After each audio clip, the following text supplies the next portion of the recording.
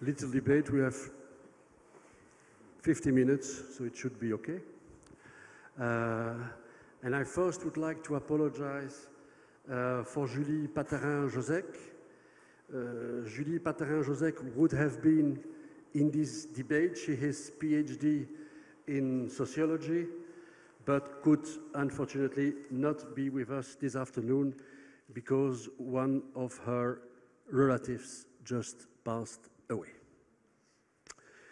Julie was kind enough to send me a little text on what she is thinking about European identity, and I will just read it. It's a very short text, but as she did it, I would like to give her the opportunity through my voice to express what she wanted to express.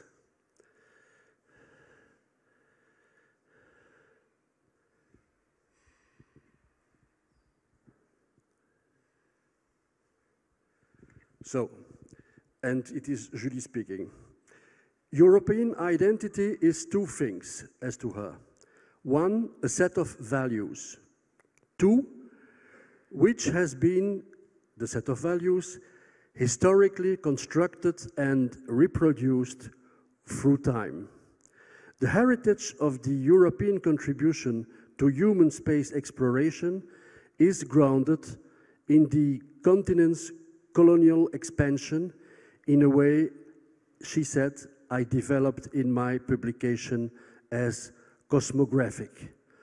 First, colonial expeditions resulted from a conception of foreign territories as part of European modern states, governance claiming a territory and exploiting its resources being a mechanism of sovereignty exercises for these states. Second, these expeditions were supporting the expansion of Western modern science and technology.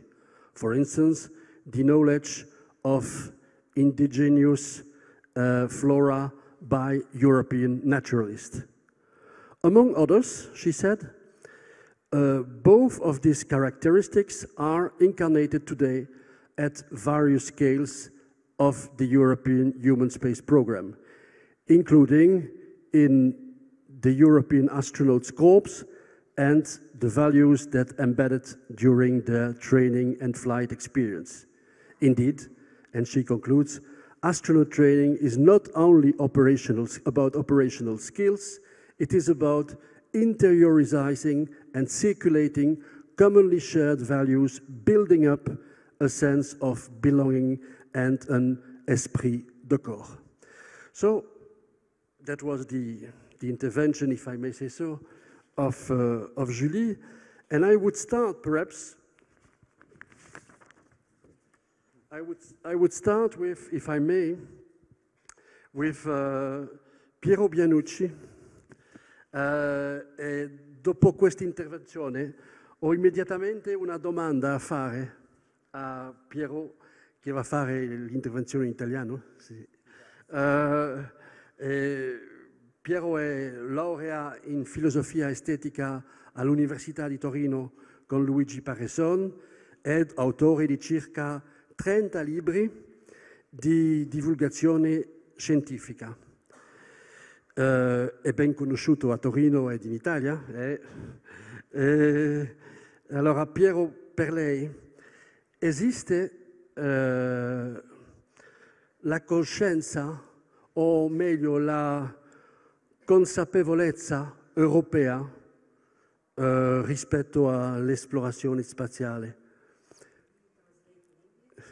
Yes, the question is does the consciousness, the European consciousness in matters of space exploration exist or not? Do you think that in Europe, as Xavier was speaking about cosmism in Russia and frontier, new frontier, next frontier in the US, is there something like this existing in Europe, being values or something else? Certamente esiste. Tutti noi europei abbiamo visto la stazione spaziale attraversare il cielo da un orizzonte all'altro e abbiamo pensato che là ci sono, secondo i momenti, 6-7 persone, uomini e donne, spesso europei, che viaggiano intorno alla Terra e la vedono da 400 km di quota come un'astronave isolata nello spazio.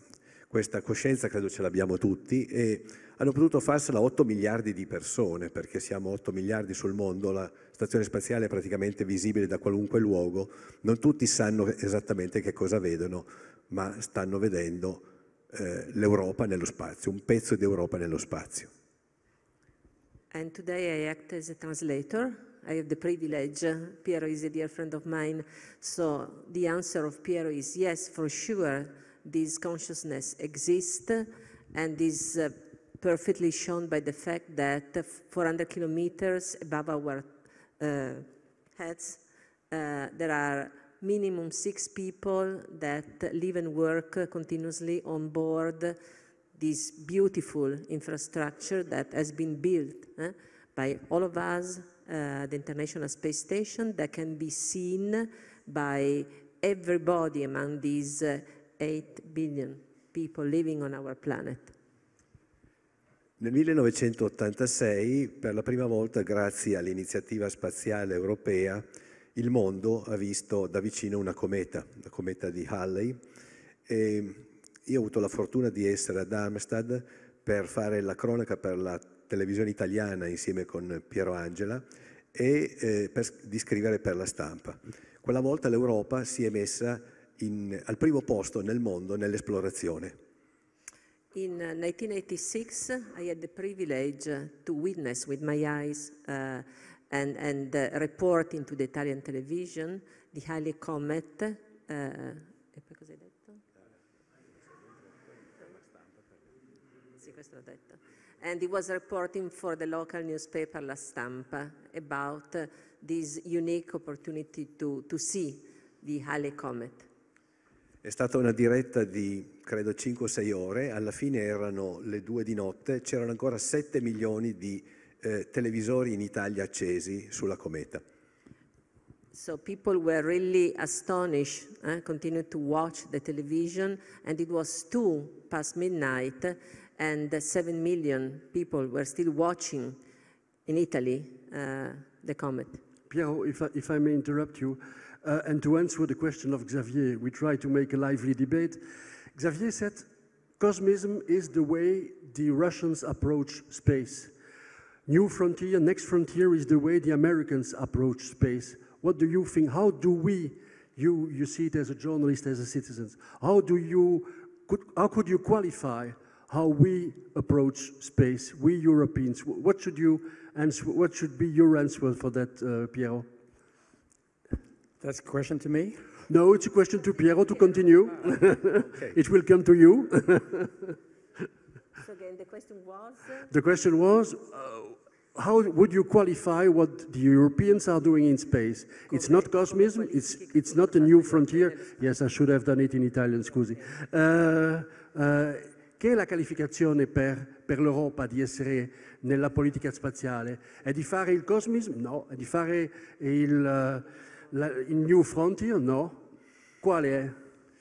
Ma credo che abbia portato innanzitutto questo spirito di esplorazione che viene dalla nostra cultura, che risale alla cultura greca e poi si è sviluppato naturalmente per tutto il Rinascimento, molto importante naturalmente tutto l'apporto che ha dato Galileo, ma io penso molto all'illuminismo, a quanto ha fatto la Francia per esempio in questa direzione e quanto ha fatto naturalmente il Regno Unito. Direi che forse la Francia ha di più messo insieme la parte scientifica e quella filosofica e umanistica, più di qualunque altro paese, e questo credo che sia un messaggio molto importante. La differenza adesso, se posso anticipare un tema, è che quando guardiamo la stazione spaziale vediamo il pianeta unito in quella luce, e però ogni tanto vediamo dei treni di lucine che sono satelliti per esempio di Starlink, che sono lanciati da privati, da multinazionali che usano questo spazio che è un bene comune in assenza di una regolazione, e credo che l'Europa debba avere un ruolo nel ricordare l'uso come bene comune di questo spazio. Okay, I wrap up a bit, but the current ambitions for space exploration are natural evolution of the European culture that started from the ancient Greek and express itself in different important historical moments all over Europe, in Italy with Galileo, but especially in France, Piero would say, where different thinkers found the best relations between human beings' needs and technical evolution, technical progresses. Then Piero added, if I may anticipate an important point, we just understood from previous speaker that when you see our planet from space, you don't see any borders because anything should really be done for the overall humankind. Unfortunately, there are recent activities ongoing of commercial entities that are delivering, or better, making use of important locations in space that could be for common use and benefit for specific commercial individual activities. Did I translate properly, Piero? I could never, match the proper words used by Piero, but I do my best. Sorry. Grazie. Penso che l'espressione bene comune va essere qui per rimanere, et questo è bene.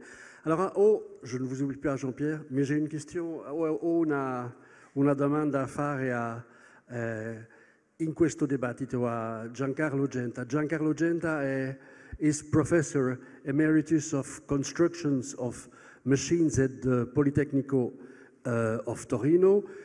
Your research activity has been focused on static and dynamic structural analysis, if I'm not wrong, dynamics of rotating machinery and of controlled systems and space robots, and you are the author of 24 books, some of which used as textbooks in Italian and American university. I have a question for you, because you yourself have one question you systematically ask, and this is Europe still living up to its cultural identity?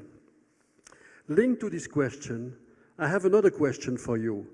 Which new European political consciousness or new European political approach could make Europe equal to its cultural identity?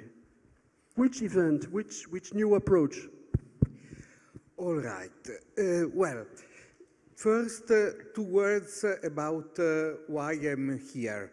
I was invited by the organizer, by Eric, because he read one of my science fiction books in which I described a mission to Mars, which had to be done by a team of 6 astronauts of all countries, but at the end, the European astronaut was withdrawn by European unit, by Europe.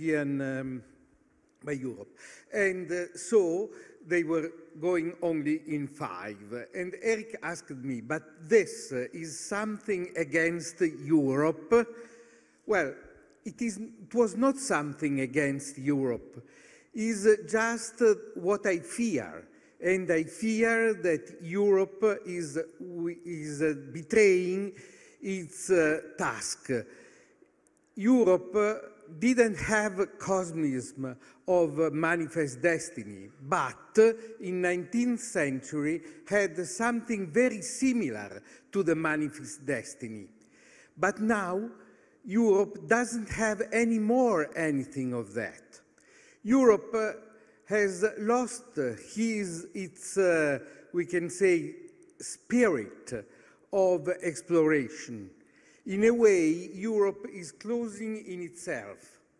And I fear, I hope not, because I hope that Europe will again live up to its task, to its historical task. But now I feel around an anti-capitalistic and anti-technological trend that could vanify the attempt of Europe to go. In America, well, this is in a way a thing that is common to all the Western civilization. Some people is saying that Western civilization is about to commit suicide. And this self-destroying attitude, yes, but there was the Latin word, cupio dissolvi. I want to disappear. That this attitude is common to all the West, but in America there is a strong capitalistic attitude for which privates are taking the task and will go exploring. This is exactly the opposite of what was saying before. Giancarlo, if I may, la domanda è come cambiare questo? Exactly. Well, the question is a very nice question, but unfortunately I have no answer. The only answer I have is that we should go back to our traditional values and we should go back to our will to explore, and we should reevaluate in a way our culture, and we should go on the road which was traced from history. Now we should stop this politically correct attitude, which is going to become a true against democracy, because people cannot speak freely anymore, and you need freedom to carry on science, and without science, technology will not progress, and we don't progress in technology, we cannot explore space. Could you find yourself in what we call the European values, solidarity, responsibility, freedom, and what made Europe or the EU? Could you find yourself in that? Yes, okay. Surely. Thank you. And I would add freedom and democracy. Okay, thank you. And if we don't have these, we will explore nothing. Okay, thank you. Now I will let the floor to Jean-Pierre. Jean-Pierre Bibring is a French astrophysicist at the Institute of Space Astrophysics at the Université of Paris-Saclay. Jean-Pierre is recognized for his contributions to space exploration, led in large international cooperation, in particular with ESA, as for Rosetta Philae, with ESA and NASA for several missions to Mars, and more recently with the Japanese agency JAXA. Jean-Pierre, I know you have a presentation. Do you want to present first what you, or you want to enter into this debate? If you want to enter this debate, I have also a question for you. Because as an astrophysicist, you put the emphasis on science, on space science. Is, as to you, human space exploration going hand in hand with space science, or should our European space culture first be linked with space science, and incidentally, if we still have some money, with human space exploration? In other words, what would be your recommendation as astrophysicist? What would be your New Deal, to employ your Roosevelt expression, your New Deal policy for space in Europe? Thank you, Michel. So many questions that I cannot answer, of course, in once. Let me try to figure out. You have 5 minutes. Yes, what you just said. I try to answer also to what Eric said his introduction and what Wu Jin, our host here, also said at the beginning to try to answer your question. To me, space exploration has really offered a new view of what we are here, so what the Earth is, what we are here, which have a lot of outcomes, and I will go back to your question there, that this is not specifically to Europe there. It's not really a European, the idea that I have behind that is, as Wuji said, it's really a matter of what space exploration has done and will do for the humanity, given the challenges that we are in now and what we are facing. You mean no European specificity? Well, of course, Europe has to contribute, but not as has been said. I mean, the title of this session here, Philosophy, Culture, Motivation, the title of the panel itself, which is Ideal Knowledge, Motivation, and Imagination, doesn't specify that it should be cultural driven by either China or United States or Europe. That's not really the question to me here, the fundamental question here. Not to say that Europe has not a role to play, and of course we have to try to make it concrete. But first, I think it's important to understand what space exploration has already provided to us, where we are, and because we are in a real revolution, I think, we don't have the distance to take the measure of where we are, and to which extent what we have been doing with space exploration can help us with the challenges that we face now, which are planetary challenges. So just in a few words for the first question, and that's really in the following what Eric said in introduction, with the paradigms. All the paradigms that were driven by the pictures of Aristotle, Copernicus, and all these people were all based on dogma. There was not a single observation that could really stand these as validated. What we are now with the space era, that we are trying to enter with a science approach, to enter the time with a scientific approach to try what these paradigms have to be revisited and probably modified. And has been a huge modification of the paradigms themselves concerning where the Earth is. For example, it's been said that now we know that Earth is unique. But the fact that Earth is unique was never stated like that before that, up to the space era, because we didn't have any way of observing the other worlds, essentially. In a way we could define them, characterize them. We essentially extrapolate what we knew, the Earth. And that's why this question of plurality of worlds, where they're still present, what has been said in the antiquity by Epicurus, that you should have also mentioned. Epicurus, of course, was the one that we know, who, because the universe was thought infinite, there should be somewhere as we are here. Then it's been stopped by the millennium of monotheism, essentially, and then reactivated by Copernicus, but essentially Giordano Bruno, who again wanted the universe to be infinite. And so he said there should be Earth like ours there. And it's strange that these paradigms has been reinforced by science up to now, saying, well, the same forces, the same laws applied at all scales. And this has been used in a wrong way, I think, because saying that the same causes produce the same effects, what caused the Earth to be should also be present somewhere because the same laws operate. But of course, it doesn't take into consideration that we never have the same initial condition because of the chaotic effect and all this. And so, no, it's not true. And now, when the space exploration started, it was that idea.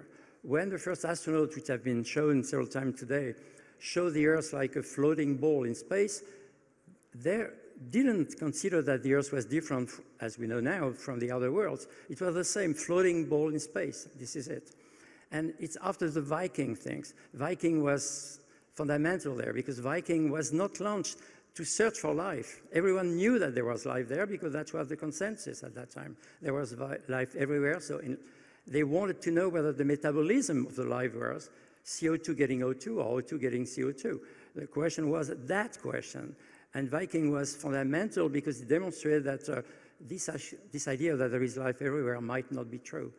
And the next stage, which has been fundamental also to sort of bousculer the concept, the paradigms, was really that they thought that Titan would be the only body in the solar system with water there because of the CH4, and we can enter that in discussion.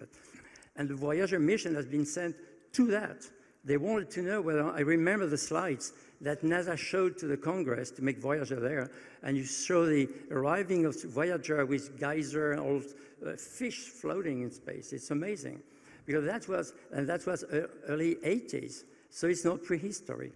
So it's only after that that the space exploration has given entirely new paradigms. That no, it's not true. There is a huge diversity. Mars is different from Mars and Venus and Earth and everything. And now we know that even the solar system is different from all the others. And there we are unique. And the second paradigm, which is maybe even more important, which is that now we start to decipher the reason why there is a diversity. And it poses a question which is sort of fundamental, that the deterministic view that we had, like we go from simple to complex, and even life is one of the states there. This is not true. What determines evolution is not the physical laws, which would be deterministic. It's all the contingent things, all the events that were not predicted and modified. So we are now at a stage where the view of the Earth is entirely different. We are unique in space. There is no way to get elsewhere because of Darwinian law. We have a restricted in space and resources Earth, and we have to do with. And what space exploration is fundamental for the future and for all the young here is show two things. One is that you can change paradigm very rapidly. So paradigms that should not be, which are blocking, we've been heard by the capitalistic effects here. All the challenges are planetary now. We will not face them successfully if we do not change fundamental paradigms in the way we do relationships between different countries. There is no frontiers and that sort of things. And we have to change that, and it's possible to change that.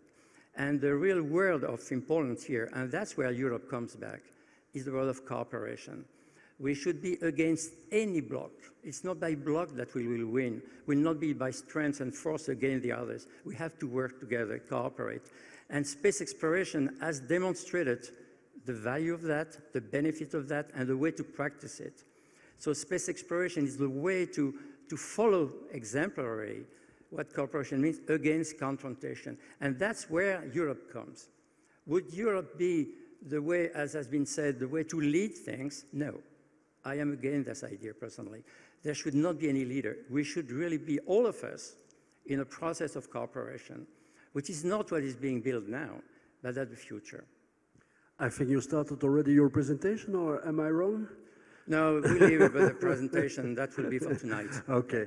Then, does one of the panelists want to intervene on what the colleagues have said, or would you like to react or to add something or to complement? Sì. Io vorrei dire che sono totalmente d'accordo con questa visione universalista della esplorazione e che anch'io auspico che ci sia questa collaborazione tra di noi e che si ritorni a guardare quello che gira per lo spazio come una cosa dell'umanità come minimo e di un'umanità che sta in qualche modo esplorando l'universo alla ricerca di alternative alla propria stessa esistenza, perché la scoperta di una qualche forma di vita simile o più probabilmente, come ha detto, dissimile dalla nostra, sarebbe sicuramente la più grande dal punto di vista scientifico, filosofico, letterario e in generale dal punto di vista della capacità della mente umana di capire quello che ha attorno. I totally agree with what you just said, with this approach. No, we both. Yeah, we both. But let's say I'm not important in this panel. Piero is important. Do you have to translate? No? The point is that we shall look at what there is above us and around us as from the point of view of humankind, not as single nation or single entities. If ever we find the proof of the existence of some sort of life, as you said, most probably different from our life, that will be the turning point for humankind, and will be for the all humankind, not for somebody specific. the biggest possible. Thank you. Yes, Giancarlo? Yes, I fully agree with 2 minutes. The last thing. Yeah. The discovery of other life in the universe would be perhaps the greatest discovery we are going to do. But they agree. On this point, they agree. we agree fully.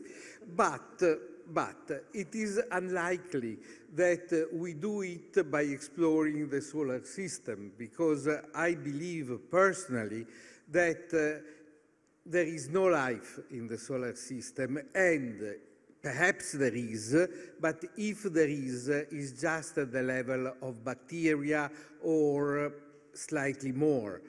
The very interesting thing would be to meet our other people which we can say intelligent, that is people that is in a way like us, with which we can do together new discoveries and so on. But this is something that either is done from Earth with something like SETI, or can be done, but in the far future when astronautics is much more advanced than what we have.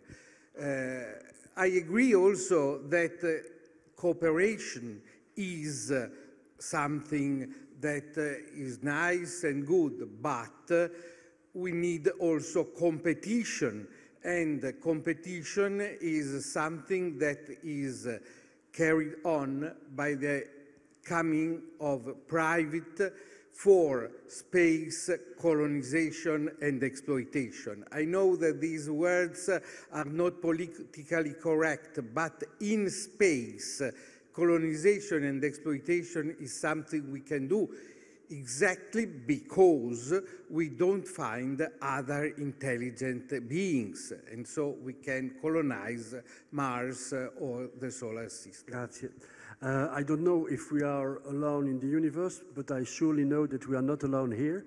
So I will give the floor to the audience, but I would like Eric, G and Xavier to join me for the questions of the audience, if there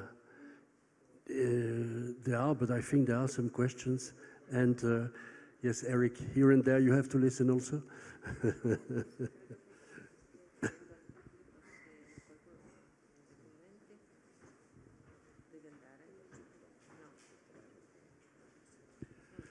So I don't know if someone can give a mic to the audience in order to have some questions.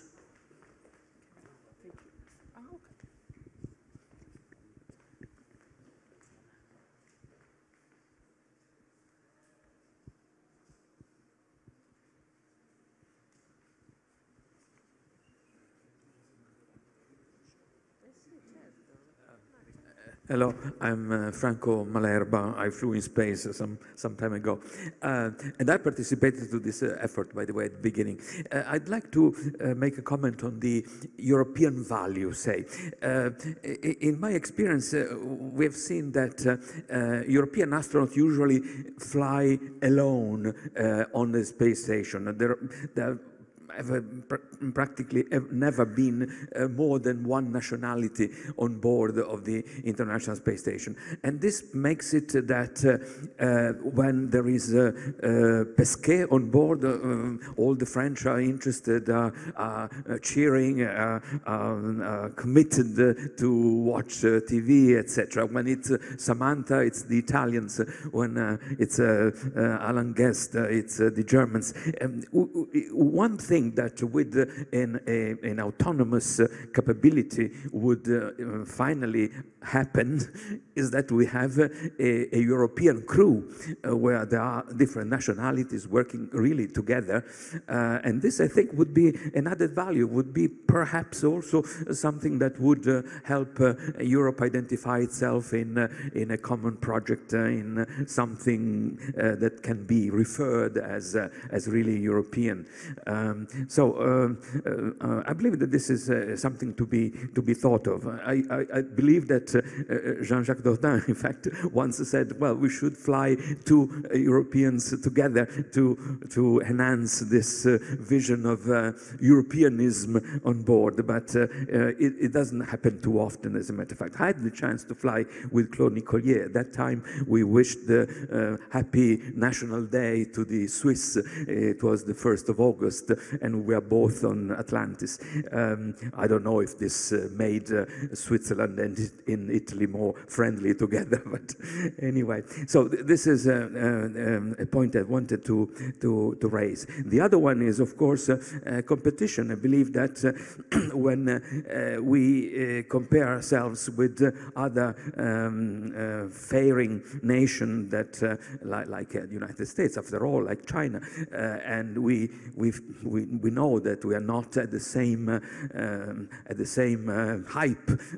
It is rather natural that we believe that we should be at the same hype. The picture that Monsieur Rocard showed this morning showed that we should belong to that particular piece of the picture, and this is a strong stimulus indeed to go ahead with the policy for autonomy in flying in space. The other fact that I believe is relevant is that in the past we had two opportunities to fly with Russians and with Americans. Now we are rather obliged to fly with Americans. We are friends to them, but after all, the unique source is never a good policy. So that is also an argument, I suppose, for European initiative in this field. Thank you. Thank you. So one fact of life, Jean-Jacques didn't fly in the ISS, otherwise there would have been, and the French and the Belgian, in the two nationalities in the space station. That's a fact of life. Second one, on cooperation, competition, someone wants to take the floor on this and not to answer, but to have a debate with Franco Malerba? Sì? Grazie. Beh, io vorrei dire che per cooperare bisogna essere quantomeno all'altezza degli altri con cui si lavora. Quindi i due discorsi non sono in conflitto tra di loro. Noi probabilmente dobbiamo recuperare degli spazi, non so se li abbiamo persi per un cupio di solvi o se ci sono state altre circostanze, ma non siamo lontani dalla frontiera, siamo molto vicini o sulla frontiera in molti argomenti, e giustamente solo rimanendo lì, come dice Franco Malerba, però si può davvero avere una collaborazione alla pari, e l'idea di avere due taxi, magari tre, perché potremmo averne anche un terzo taxi, e qualche volta uno può anche vedere una stazione spaziale che non è quella internazionale che passa nel cielo. Beh, questo trovo che sarebbe una bellissima cosa, però con lo spirito che si è detto prima della cooperazione internazionale alla pari nello sforzo economico, nello sforzo geopolitico e nello sforzo ideale. Do you want to translate? No, okay. So basically, competition and cooperation could really work toward the same objective, because it's important to advance our technological level to sit around the table on a equal basis, to be able to really cooperate in a fruitful way. And as Franco Malerba said, it's always important to have more than one taxi, maybe even 3 taxis, not just 2. And so why not to develop this transportation capability, but with the spirit mentioned before. If I may just add a sentence. There is some confusion on the word cooperation, because cooperation is a single word used by many different countries or people in different manners. Everyone knows that in the US, cooperation is a way just to reduce the cost, no more than that. Cooperation to me, and cooperation is very often considered as cooperate with people that can exchange technology or hardware or something like that. I think we have also to overcome that and to go much farther beyond that. Cooperation, to me, is a way to exchange things, but it could be technology against many other things. History, patrimonium, a way of thinking. I mean, there is a lot of things that we have to exchange with peoples who may not have had the possibility to get the same detectors as we are or whatever it is, but we have a lot of other things, like their own history, their own way of thinking, and their own way of considering that space exploration that brings something for humanity. So to me, exploration is not only to find the people who do the same as we do and to try to put together the resources to get further. No, that's one aspect of that, but much beyond that, and that's really what we have to do in the future. Again, getting the challenges that we have to face, which is climate, pandemic, whatever it is, and wars, we have to cooperate with people who do not have necessarily the same goal in terms of technologies, but we have many other things to exchange with us.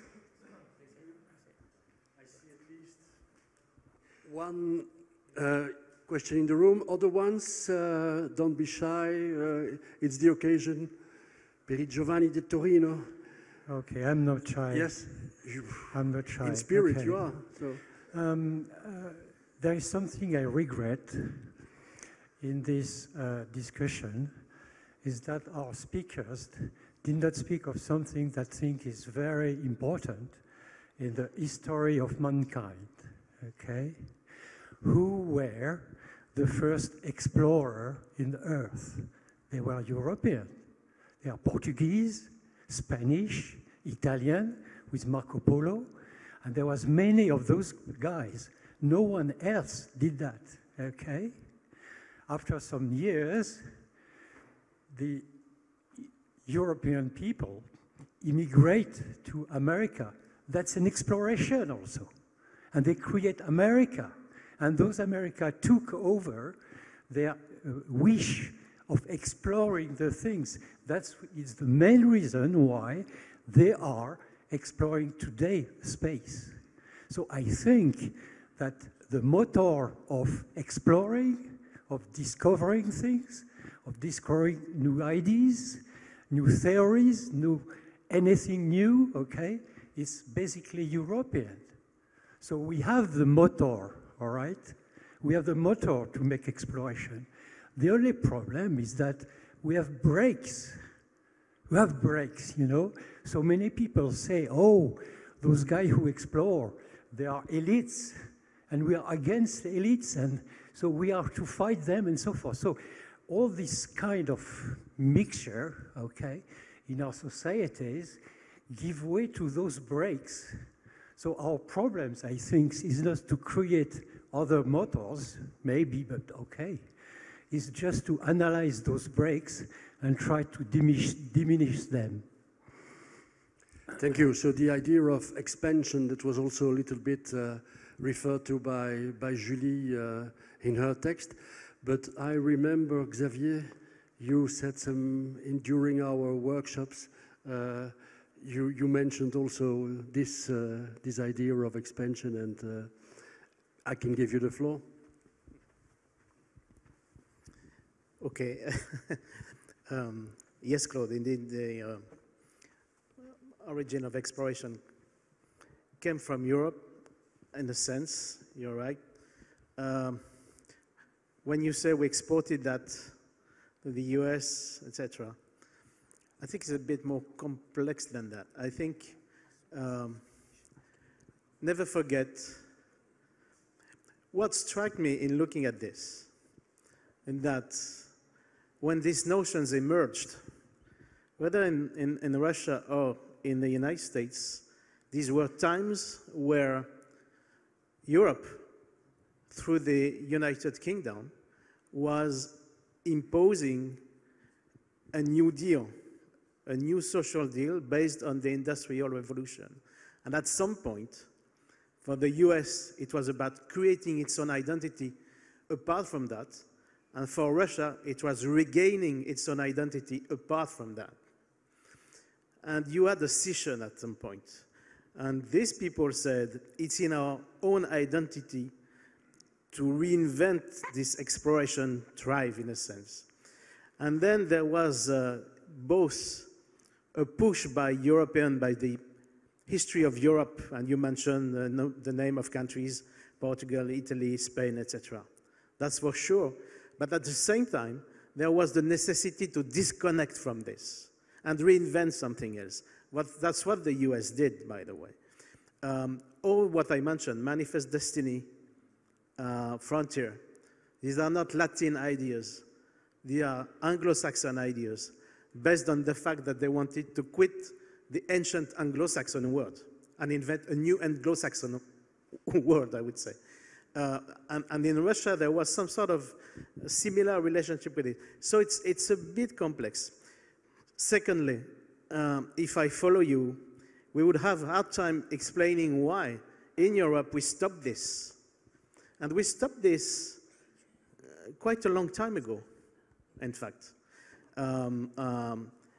Indeed, because of what happened in the United States, let's say explorers in Europe have migrated in the US and created and supported the boost over there, in a sense. And you know, it goes to the Silicon Valley, to all these things, the westward movement. It has not only affected the US, it has also affected Europe as such.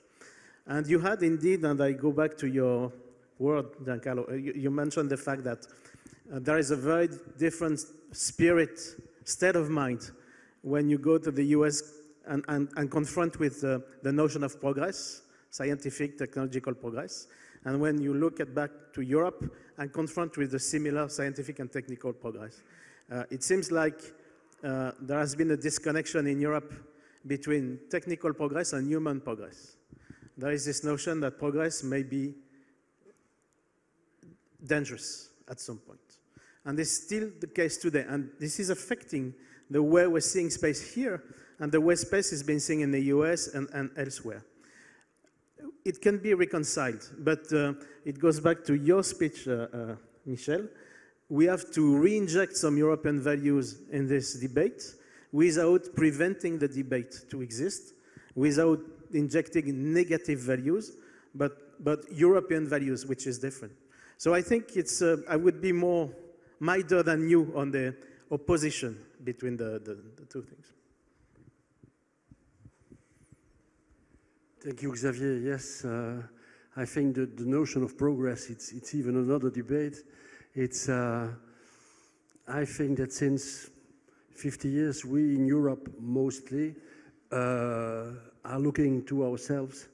And so we start with Earth observation programs, with telecom programs. I don't say that it's bad, but we don't look as we did before to the universe and to the possibility to expand and to go to the other one. Perhaps that's also an idea what the progress is about and how it is contested, with some people saying, why do we do in space? What do we do in space? What's the use?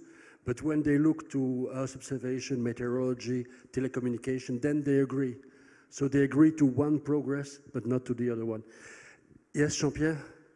No.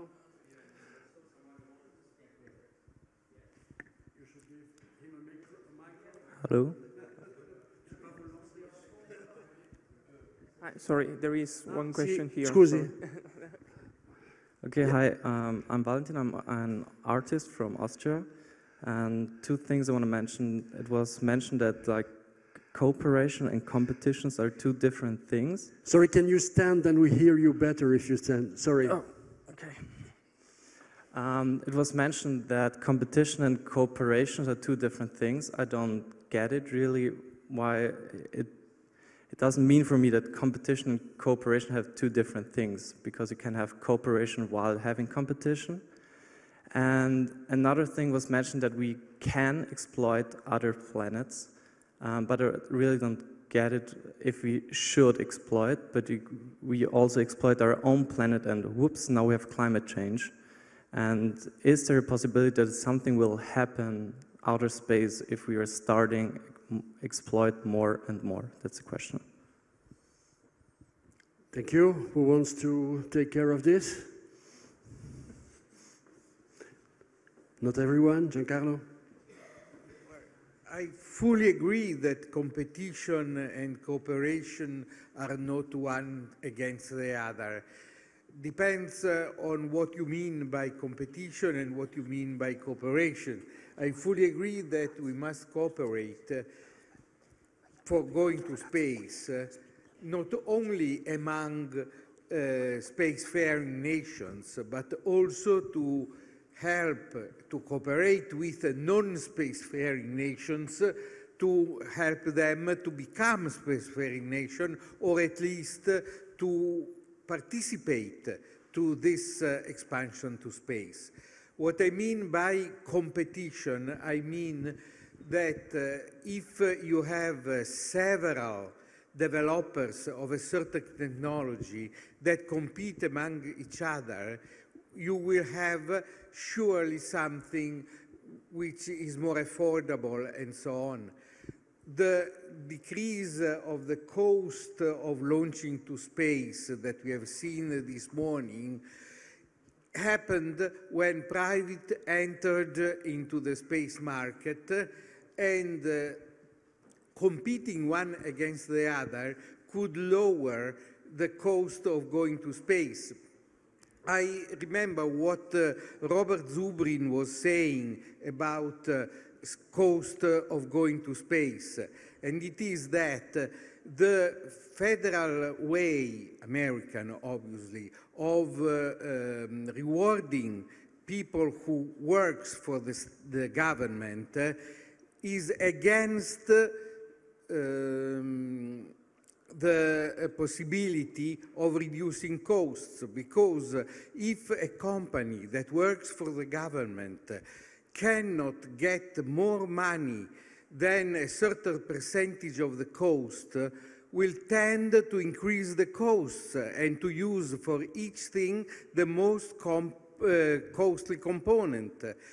Only when there is really a market-minded procedure that cost can go down. So competition is mostly in this sense I was meant. Thank you. On this question, Xi? Yes, I would like to make a short complimentary on that relation between competition and cooperation. And both are good things. You need cooperation, and sometimes you need competition, as long as you keep it in a reasonable. There's a threshold. If you go beyond that, then you are in trouble. So competition cannot be, to end up with fighting or with unfair competition. And collaboration, if you go too much, you are against the third party. You collaborate with your partner, and then you're against the others, then it's go beyond that. So both competition and cooperation has to be kept in a more fair and civilized way, not too much. Thank you. So last question of a man sitting next to Gérard Brachet. That's how I define you. Yeah, I'm Bernard Frank, ex-ESA, and now I'm part of a consortium, Eurospace Sub Academy, training researchers, astronauts, and entrepreneurs. So I have a question about space diplomacy and also sustainable development goals, because we have heard some very great universal values: curiosity, science, progress, technology, return, and we have 17 sustainable development goals, which were approved by all countries of the UN. But we have space contributing to many of those, but de facto not yet space recognized as one area where we can develop. Space for all on Earth, space for all beyond Earth as well. So what is your thought how we can really develop further space as a sustainable development goals, also to push for values like we mentioned, curiosity and peace? How we use space to create peace on Earth and beyond. So what is your take on that? Thank you. Large question, but it was more a plea than a question, but I don't want, if someone wants or feels strongly about this, to answer, but otherwise... Should we have 18 sustainable development goals, which is space? Otherwise, I thank you for your statement. And well, we are 5 minutes over time, so it's fine. And I give the floor to Eric to introduce Adrien. No, just a very short comment. I was saying at the end of my introductory speech that there would be plenty of matters that you would consider and that we had no time to address. So for sure, what you were saying is relevant, but we couldn't address everything.